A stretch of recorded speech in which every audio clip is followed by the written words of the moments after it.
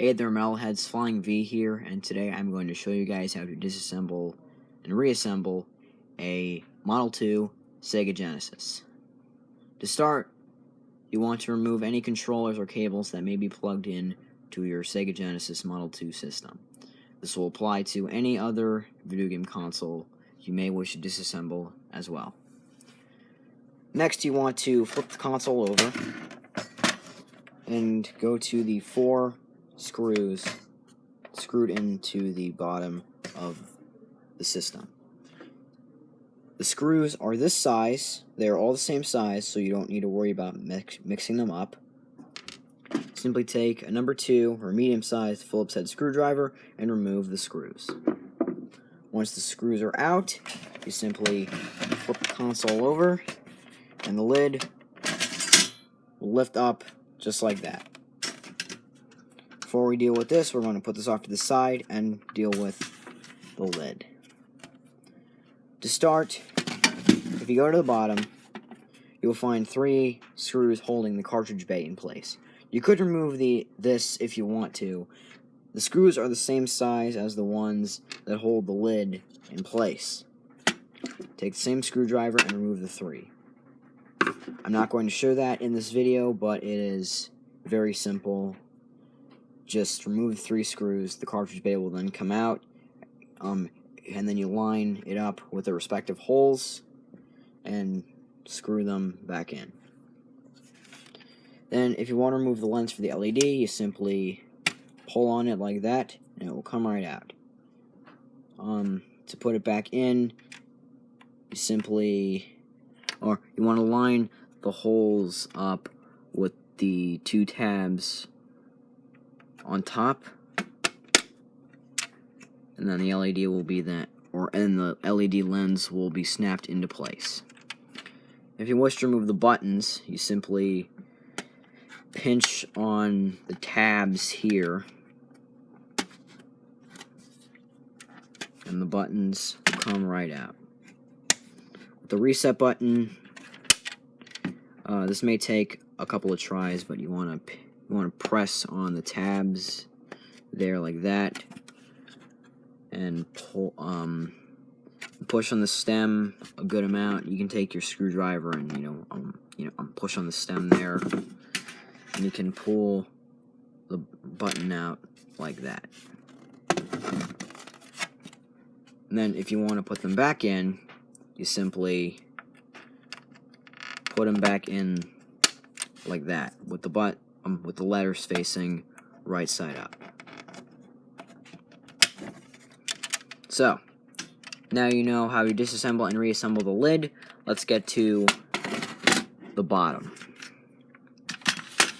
To start, you want to remove 9 brass screws that are this size using the same screwdriver in all the respective holes. Here, here, here, here, here, here, here, here, here, and here, if I haven't said this one already.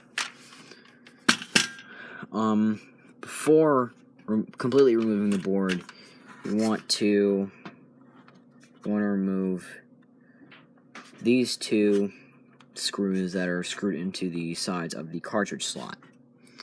They are the longest screws of all of the screws, and like I said, there's only 2 of them. They go into this hole and this hole. You can remove them using the same screwdriver.